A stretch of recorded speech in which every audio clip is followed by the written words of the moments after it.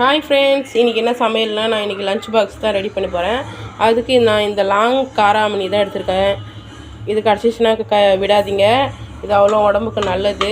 நம்ம இதை அவ்வளோ சிம்பிளாக பொரியல் செஞ்சு சாப்பிட்டா நல்லா ஒரு மாதிரி இருக்கும் சப்புன்னு. இதை நல்லா காரசாரமாக சிம்பிளாக வீட்டில் இருக்கிற பொருளை வச்சு செய்யலாம். வாங்க, கொஞ்சமாக எண்ணெய் ஊற்றிக்கலாங்க. எல்லாம் காயட்டும். கொஞ்சமாக கடுகு போட்டுக்கலாங்க. கொஞ்சமாக சோம்பு, உளுத்தம்பருப்பு,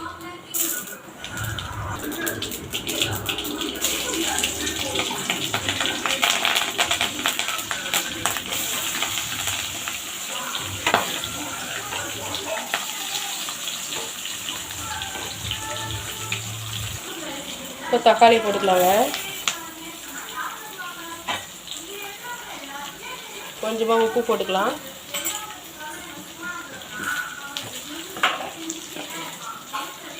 ஒரு ஸ்பூன் இஞ்சி பூண்டு பேஸ்ட்டு,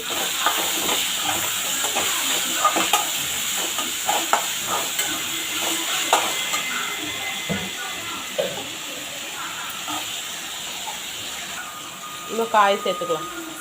காயோட சேர்ந்து வதங்கும் போது தக்காளி வெங்காயம்லாம் நல்லா சூப்பராக வதங்கும்.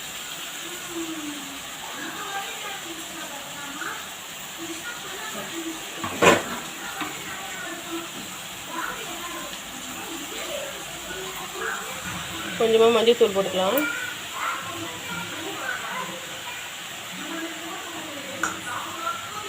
கொஞ்சமாக மிளகாத்தூள்.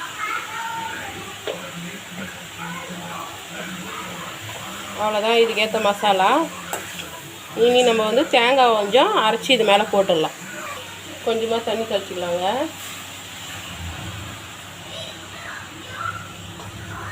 ஒரு 5 நிமிஷம் அப்படியே மூடி வச்சிடலாம். இப்போ நம்ம மூடி எடுத்துடலாங்க.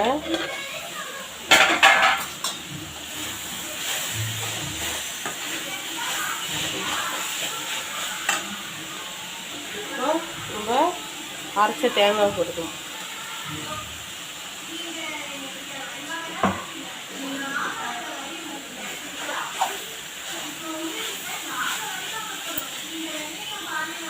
சூப்பராக நம்ம பொரியல் ரெடி ஆகிடுச்சு. இனி நம்ம சுட சுட சாப்பாடு கட்டிடலாம். சாப்பாடும் கொஞ்சம் போட்டு சாப்பிட்டுடலாம். கொஞ்சமாக மிளகுத்தூள்.